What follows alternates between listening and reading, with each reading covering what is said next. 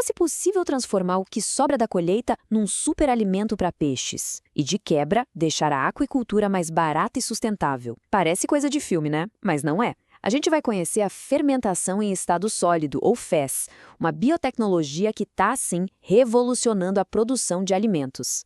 Bom, para começar, dá uma olhada nesse número aí, de 50 a 70%. É isso. Isso é o quanto a ração pesa no custo total da criação de peixes e camarões. Parando para pensar, mais da metade de toda a grana gasta vai só para comida. É um gargalo econômico, assim, gigante que a indústria precisa resolver de alguma forma. E aí a gente entra num dilema.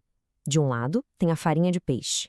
Nutricionalmente, é ótima para os animais, mas o custo é altíssimo e pior. Ela não é sustentável, né? E esgota os oceanos. Do outro lado, a gente tem os subprodutos agrícolas, tipo restos de soja, de arroz, super baratos, só que pobres em nutrientes e ainda por cima difíceis de digerir. É uma verdadeira sinuca de bico, não é mesmo?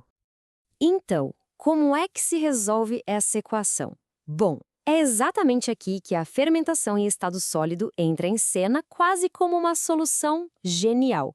Ela consegue pegar o melhor dos dois mundos, o custo baixíssimo dos resíduos agrícolas e, com um toque de biotecnologia, transforma eles num alimento com um valor nutricional lá em cima.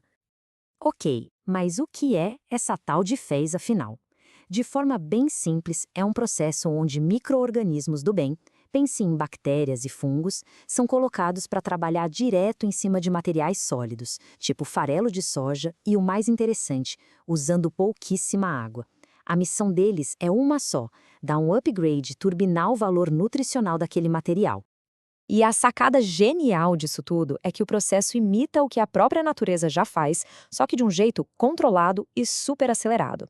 É como se a gente tivesse um exército de microchefes trabalhando, quebrando as moléculas mais complexas do alimento. Eles, na prática, pré-digerem a ração. O resultado? Ela fica muito mais nutritiva e super fácil de ser absorvida pelos peixes. Certo, mas como exatamente esses micróbios conseguem fazer essa mágica toda? Como é que eles transformam o que seria resíduo em ouro nutricional? O processo por trás disso é, na verdade, bem engenhoso. Tudo acontece em 3 passos bem definidos. Primeiro, o preparo. O material base é moído e umedecido na medida certa. Segundo passo, a inoculação. Aqui, os micro-órbios selecionados a dedo são adicionados nessa mistura. E por fim, a fermentação. Tudo fica ali, descansando, sob condições super controladas de temperatura e umidade por 1 a 3 dias. É nesse período que a transformação acontece. E é nesse período de fermentação que a coisa fica interessante. Os micróbios começam a se multiplicar e, com isso, o nível de proteína sobe. As enzimas que eles produzem quebram aquelas substâncias que normalmente atrapalham a digestão, e, no final das contas, o alimento não só fica mais digerível, como também ganha um plus de vitaminas, antioxidantes. É um verdadeiro upgrade nutricional. Ok, a ciência por trás de tudo isso é fascinante, a gente já viu. Mas e na prática? Lá no dia a dia da fazenda, qual o resultado? É aqui que os números começam a ficar bem impressionantes. Para a gente entender os próximos dados, é importante conhecer uma sigla FCA, que significa Fator de Conversão Alimentar. A ideia é bem simples, na verdade. O FCA mede quanta ração é necessária para produzir 1 quilo de peixe. Ou seja, quanto menor esse número, melhor. Menos ração para mais peixe significa mais lucro. E aqui está o grande resultado. Vários estudos mostram que a ração fermentada consegue reduzir o FCA em até 25%. Isso quer dizer, na prática, usar muito menos ração para engordar o mesmo tanto de peixe. O que se traduz numa economia, assim, brutal de custos e, obviamente, um lucro bem maior no final. Vamos pegar a tilápia como exemplo, um dos peixes mais criados no mundo. Os resultados são fantásticos. A gente está falando de 12% a mais de biomassa no final, um crescimento 8,5% mais rápido e tem mais. A resistência a doenças aumenta e aumenta muito, de 30% a 50%. Isso é peixe mais saudável. Tá, e para o camarão, a história se repete, com números igualmente expressivos. 15% a mais de ganho de peso, a taxa de sobrevivência sobe de 10% a 20%, e se os animais enfrentam um desafio com bactérias, a sobrevivência aumenta em 25%. Sabe, são números que mudam o jogo, que podem definir o sucesso ou o fracasso de uma produção inteira. E os benefícios, eles vão muito além do crescimento dos animais, sabe?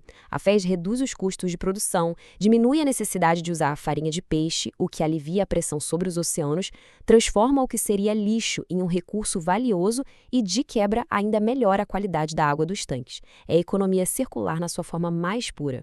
Bom, com tantos pontos positivos, fica a pergunta, né? Se a tecnologia é tão boa assim, por que ela ainda não dominou o mercado?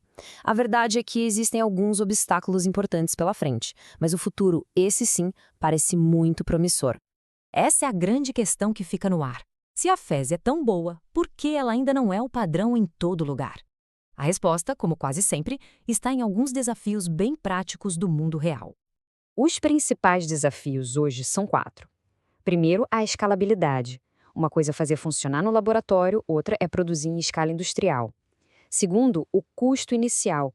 Os equipamentos, os bioreatores não são baratos. Terceiro, o controle de qualidade tem que ser impecável para evitar contaminação por toxinas. E por último, ainda existem limitações de acesso à tecnologia em várias regiões do mundo. Mas a tecnologia, claro, não para de evoluir. O que a gente vê no horizonte para a FES é super animador.